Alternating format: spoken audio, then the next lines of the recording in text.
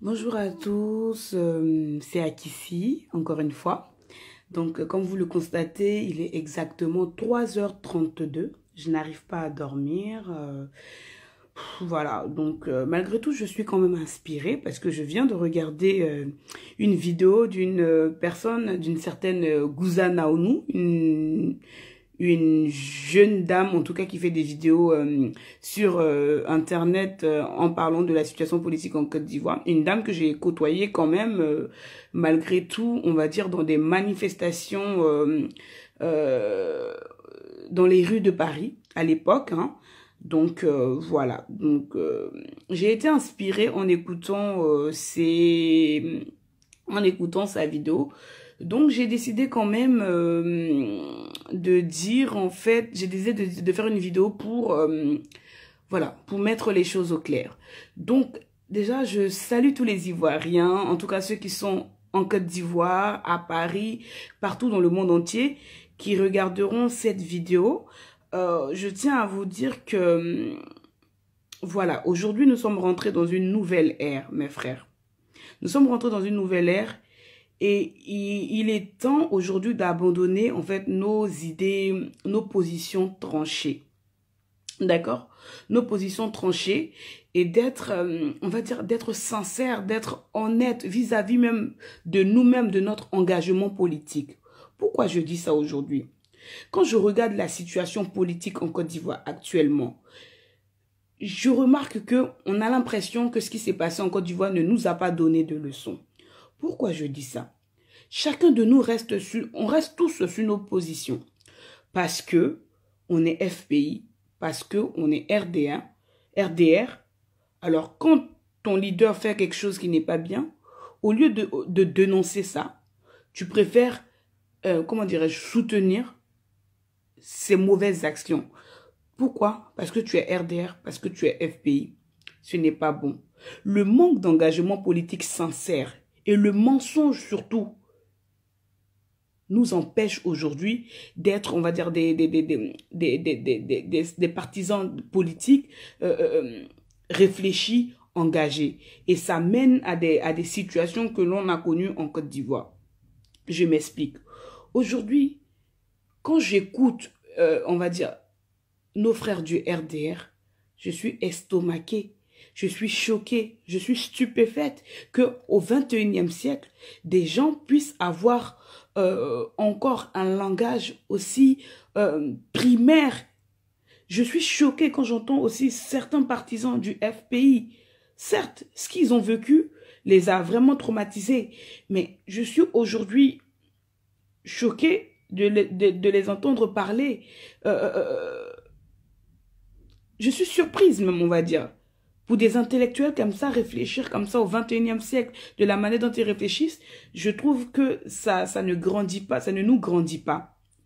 Alors, je vais rentrer dans le vif du sujet et puis m'adresser à Gouza Naonou. Alors, moi, je ne viens pas t'insulter parce que tu es une grande sœur que j'ai connue dans les manifestations et puis même parce que l'injure ne fait pas partie de mon éducation. Donc, je ne vais pas t'insulter. Par contre, je vais te dire que dans tes propos, il y a quand même un manque de sincérité.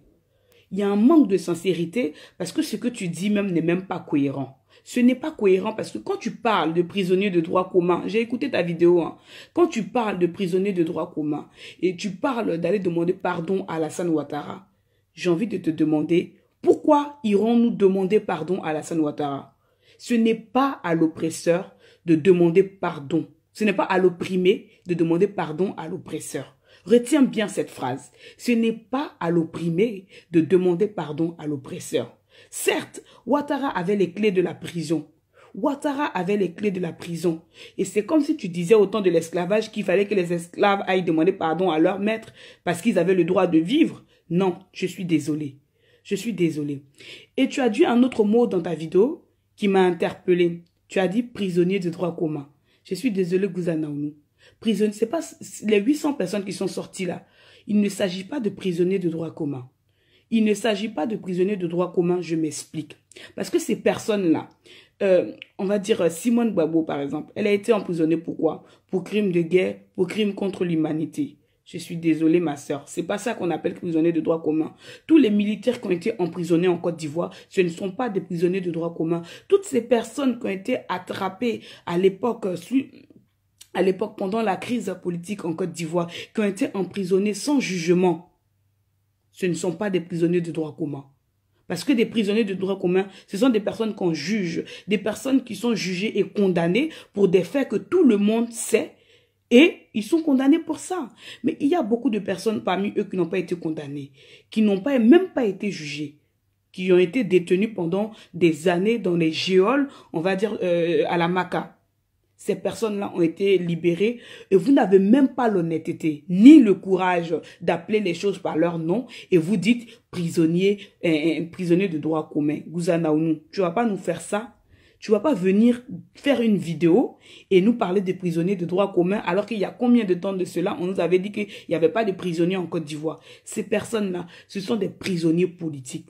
Juridiquement, on les appelle les prisonniers politiques. Ce sont des personnes qui ont été attrapées, qui ont été pris pour des faits politiques qu'on leur reprochait. C'est ça qu'on appelle prisonniers politiques. Ça, c'est juridique. J'ai fait du droit. Donc, si tu ne sais pas ce que ça veut dire prisonnier de droit commun, si tu ne sais pas la différence entre prisonnier de droit commun et prisonnier politique, voilà ce que je te dis. Prisonniers politiques, pour faire simple, ce sont des gens qui ont été arrêtés et qui sont accusés pour des faits politiques. Tu comprends? Et pour les prisonniers du droit commun, ce sont des gens aussi qui ont été arrêtés et qui sont accusés et qu'on passe devant un tribunal non spécifique, mais qui sont condamnés pour des faits pour lesquels la loi, on va dire, condamne. La loi ou les règlements les condamnent. Et punit, pardon. Donc, voilà voilà la différence entre prisonniers politiques et prisonniers de droit commun. Donc, les personnes qui sont sorties de la prison, là, de Ouattara, là, ce sont des prisonniers politiques. D'accord? Ce sont des prisonniers politiques. Si tu veux te corrompre toi-même, vas-y, Gouzanaounou. Parce qu'après tout, là, chacun a le droit d'avoir son opinion. Chacun a le droit de faire des critiques. Mais quand tu fais des critiques, il faut que les critiques soient constructives. Parce que toi, tes critiques, là, on a l'impression que c'est les critiques du ventre. Parce qu'aujourd'hui, c'est Ouattara qui est au pouvoir. Donc, tu fais des critiques en disant qu'il faut aller demander pardon à Ouattara. Pourquoi on ira demander pardon à Ouattara? Quand toi, tu battais le pavé ici à Paris, si tu marchais, tu manifestais avec les gens, là, tu n'avais pas pensé qu'on devait aller demander pardon à Ouattara? Ce que vous n'avez pas vécu, que les autres ont vécu, ne venez pas faire des commentaires, vous mettre sur les réseaux sociaux, vous faire des commentaires, machin. Quelqu'un qui est resté combien d'années en prison? Tu sais ce que ces personnes ont vécu? Tu sais ce que ces personnes ont vécu? Toi, tu vas venir parler sur les réseaux sociaux pour dire oui, Ouattara a libéré des prisonniers de droit commun. Des prisonniers de droit commun, c'est pas le même Ouattara qui a dit qu'il n'y avait pas de prisonniers en Côte d'Ivoire. C'est pas le même Ouattara qui disait qu'il n'y a pas de prisonniers politiques en Côte d'Ivoire. Simone Gbagbo, elle a été emprisonnée pourquoi? Elle a été emprisonnée pourquoi? Les Dogo, comment dirais-je là, les CKCK, ils ont été emprisonnés pourquoi? Et plein d'autres. Pourquoi ont-ils été accusés, emprisonnés? Les Lida Kwasi, là, ils ont été emprisonnés pourquoi? Parce qu'ils ont volé bonbons sur le marché? Non mais arrêtons un peu nous Ivoiriens. Soyons un peu honnêtes. Soyons un peu honnêtes. C'est en ça que c'est en ça que je dénonce toujours les positions tranchées des uns et des autres. Si Ouattara fait bien, on dit oui, c'est vrai que Ouattara fait bien. Moi, je suis la première à reconnaître aujourd'hui qu'en Côte d'Ivoire, en ce moment, c'est vrai que Ouattara a construit le pays.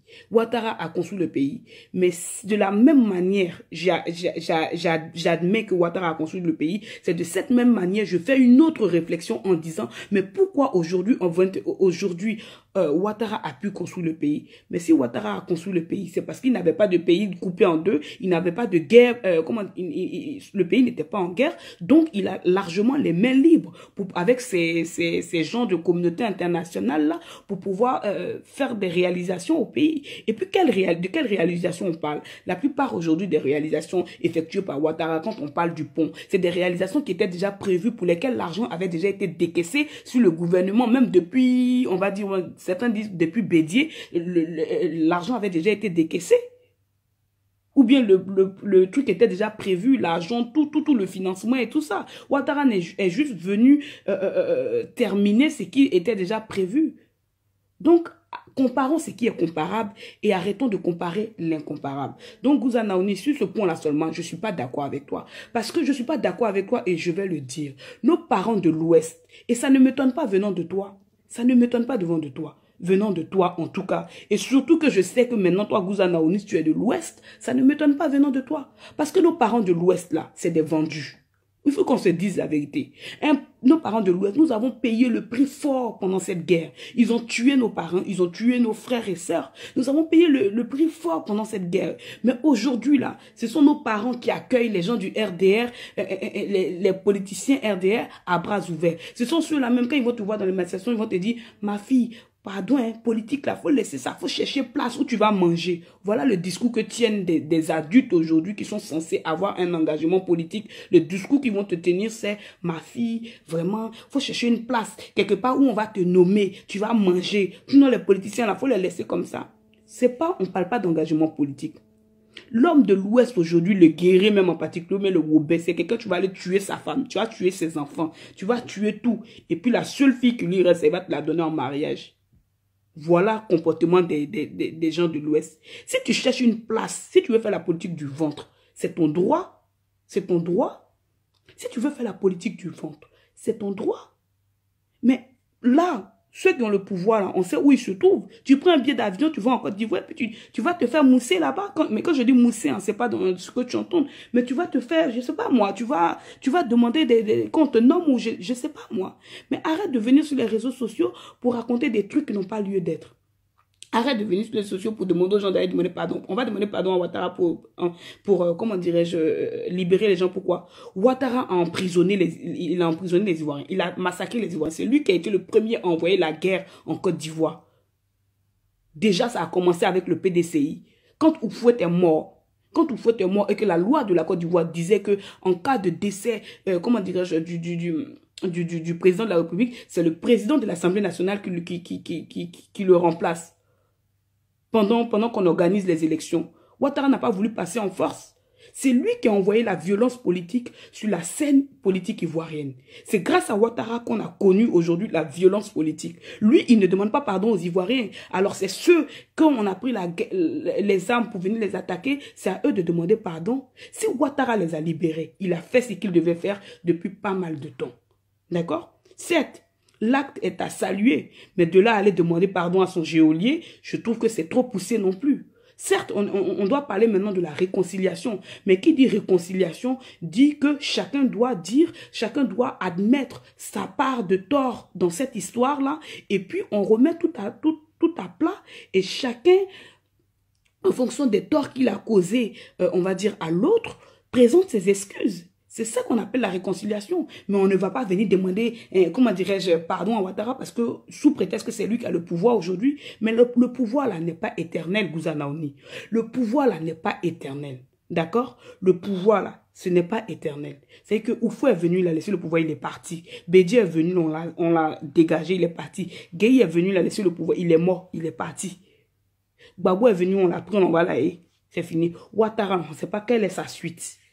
On ne sait pas quelle est sa suite, mais il va venir, il va partir. Donc, il n'est pas éternel. Il n'est pas éternel. Donc, arrête de venir raconter ce que toi, tu penses être la vérité aux gens en disant il faut qu'ils aillent demander pardon à Ouattara. Demander pardon à Ouattara, pourquoi? Demander pardon à Ouattara. Donc, ça veut dire que toi, tu es d'accord avec les crimes que Ouattara a commis. Tu es d'accord avec ces crimes-là. Moi, je suis désolée. Arrêtons d'avoir des positions tranchées. Arrêtons de suivre aveuglement des personnes qui n'en ont rien à foutre de nous. Arrêtons d'être malhonnêtes. Arrêtons de nous corrompre juste pour un objectif sournois. Si tu cherches un poste, si tu veux te faire mousser par les gens du RDR, tu veux comment dirais-je, voilà. Mais c'est ton droit. C'est ton droit. Et encore une fois, quand je dis mousser, c'est pas dans le sens que tu comprends. Mais c'est une manière de dire que si tu veux te faire aduler par eux, mais il n'y a pas de souci. Mais viens pas raconter des idioties sur Internet en disant que tu es une grande sœur, je suis désolée, hein, mais voilà, je vais être franche avec toi. D'accord? Viens pas raconter des trucs comme ça sur Internet en disant il faut qu'on demande pardon à Ouattara. On va demander pardon à Ouattara, pourquoi? On ne peut pas demander pardon à Ouattara.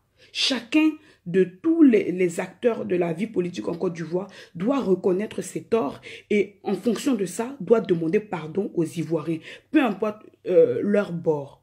D'accord? Et puis je vous appelle, vous Ivoiriens, nous sommes tous de la Côte d'Ivoire, nous sommes tous des Ivoiriens, nous n'avons qu'un seul pays.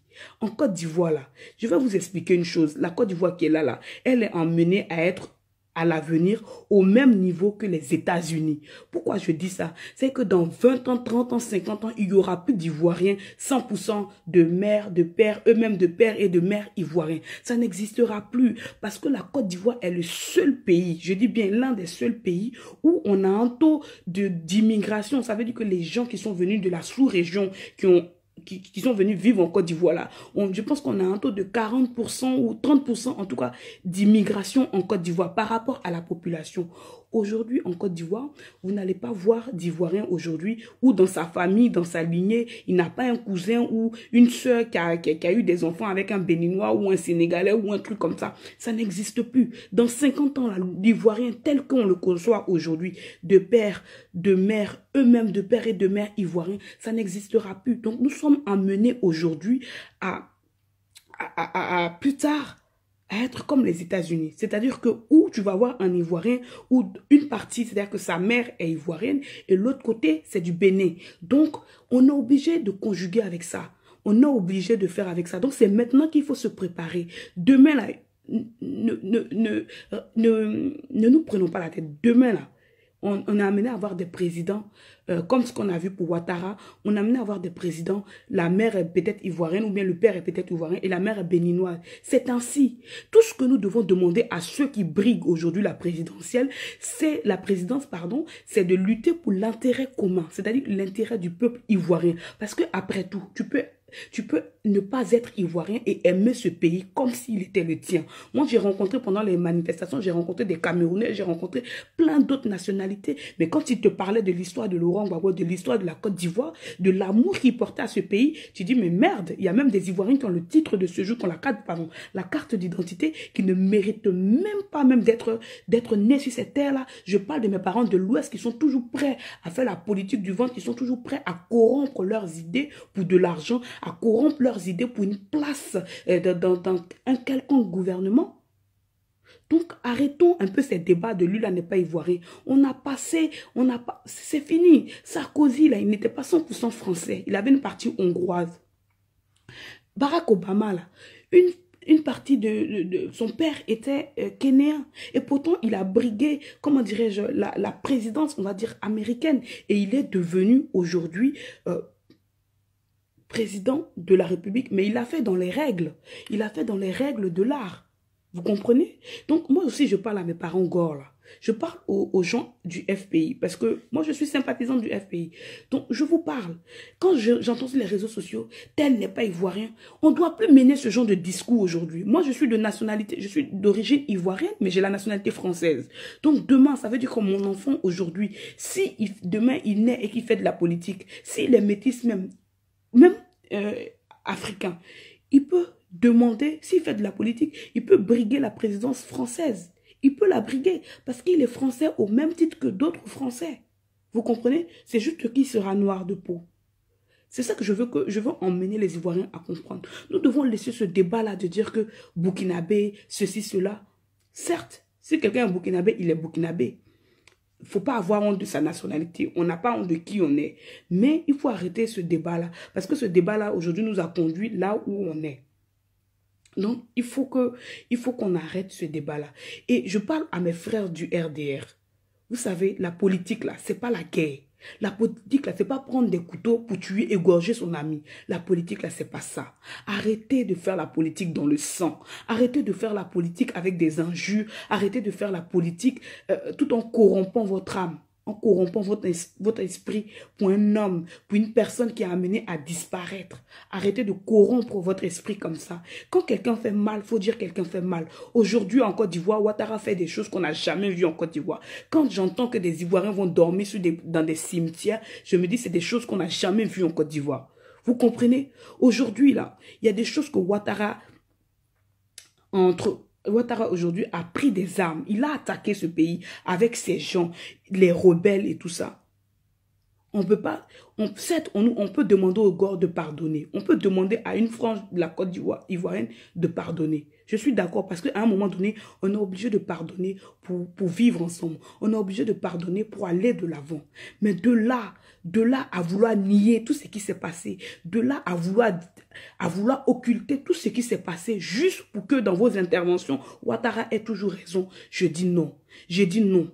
J'ai dit non. Parce que si vous continuez comme ça, cette guerre ne va jamais finir. Parce qu'aujourd'hui, là, nous les guerriers, nous les gens de l'Ouest, on paye beaucoup les pots cassés. Parce qu'on nous dit que c'est nous qui avons soutenu Gbagbo de tout notre être. On paye aujourd'hui les pots cassés. Mais demain, là, si vous continuez à faire comme ça, si on ne se pardonne pas, si on ne dit pas les choses telles qu'elles se sont passées, on ne met pas en place les réalités, je vous le jure que la prochaine rébellion, là, elle va venir de l'Ouest. La prochaine rébellion, elle va venir de l'Ouest. Puisque chacun doit faire sa rébellion, puisque nos frères du Nord, vous avez pris les armes en disant que c'est parce que vous avez pris les armes, parce qu'on vous a opprimé. Vous avez pris les armes parce que vous vous sentiez en Côte d'Ivoire comme des personnes pas désirées. C'est pour ça que vous avez pris les armes. Nous aussi, dans quelques années, on pourra prendre des armes pour dire que oui, on a pris des armes parce que tout ce qui s'est passé avec la politique du FPI, on a dit que c'était la faute des guerriers et que nous, les guerriers, nous sommes opprimés. C'est ce que vous voulez pour la Côte d'Ivoire? C'est ce que vous voulez pour ce pays-là?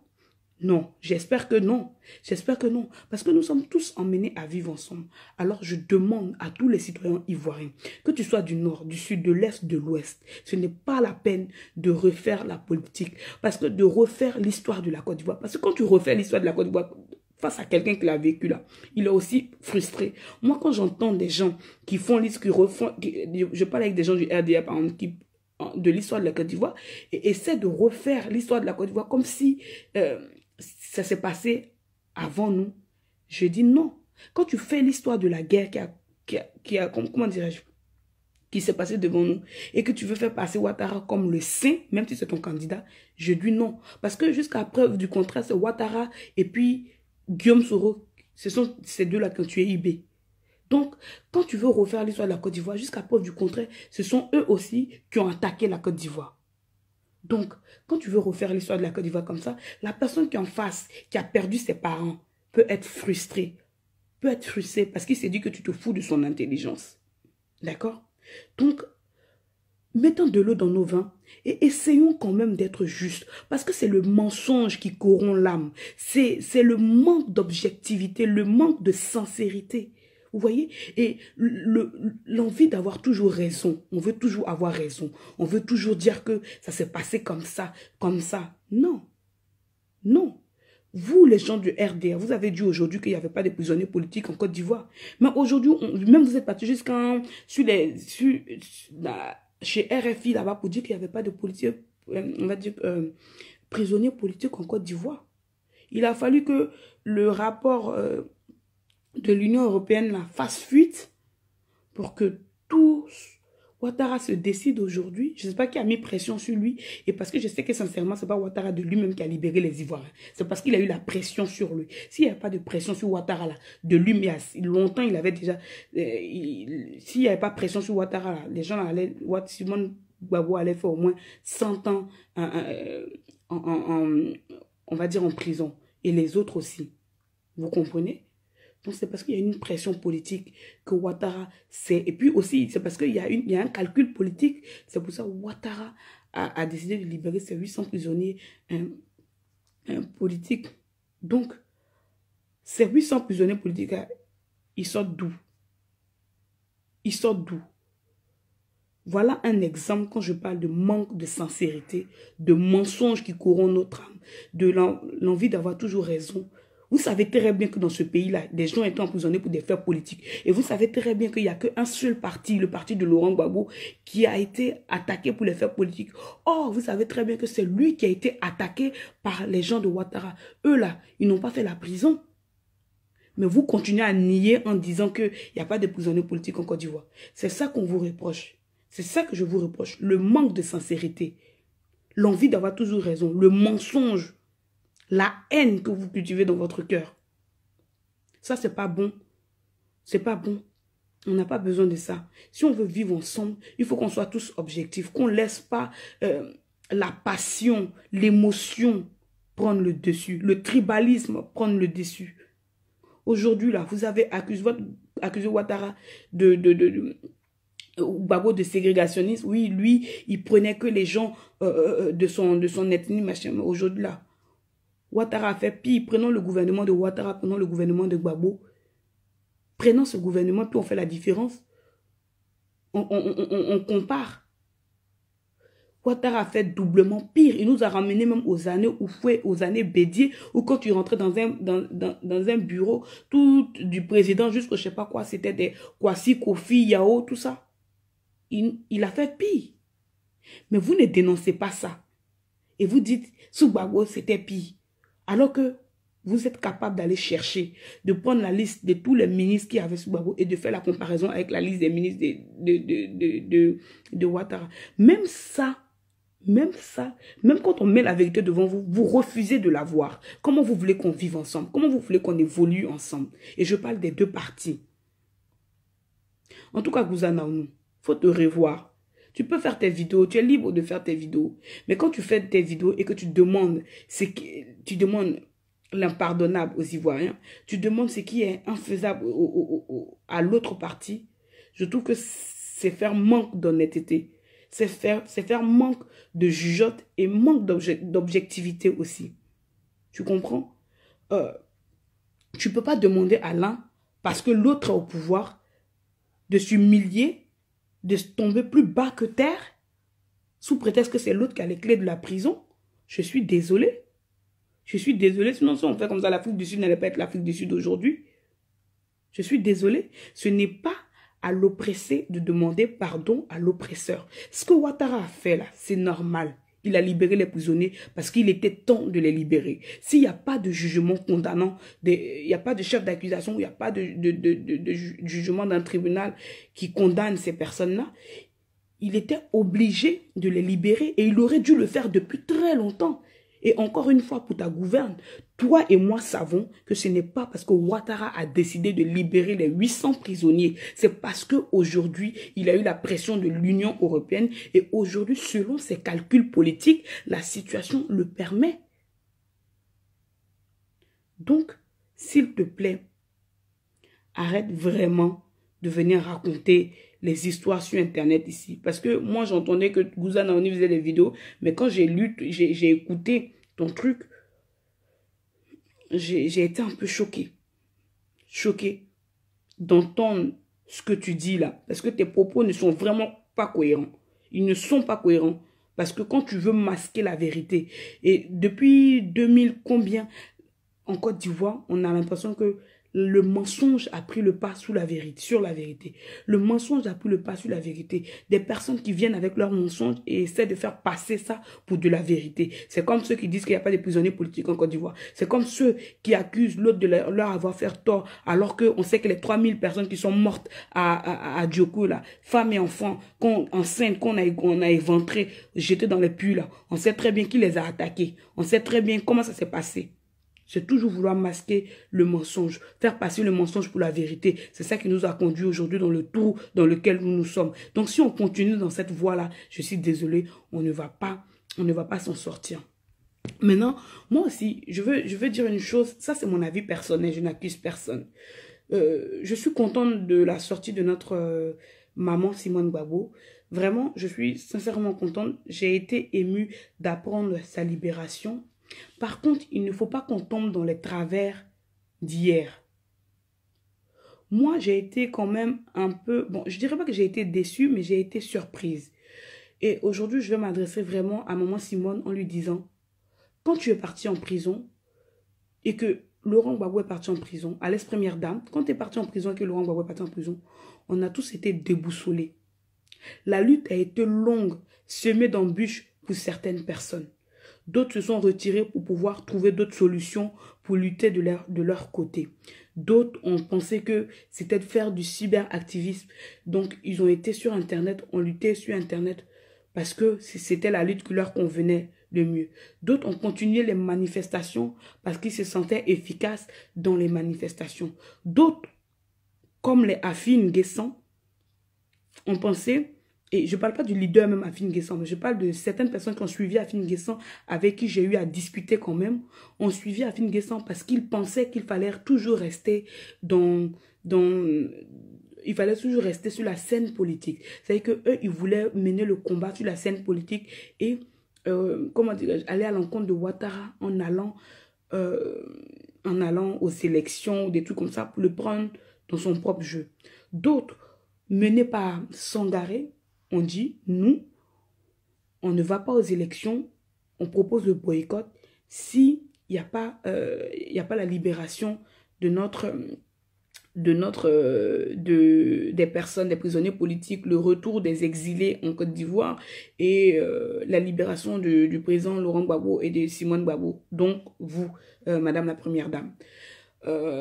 Donc, c'est pour dire que la lutte, elle a été difficile pour nous à l'époque. On était déboussolés. Même avant même que les Sangaré même prennent des décisions concrètes, tout le monde, chacun menait la lutte selon son ressenti. Nous autres, on a abandonné nos études pendant un certain temps pour pouvoir faire des manifestations, pour manifester. On était vraiment déboussolés. Donc, à un moment donné, ça continuait. Chacun a pris des chemins différents, mais tout en gardant à l'esprit qu'il fallait que Ouattara, le RDR, parte du pouvoir.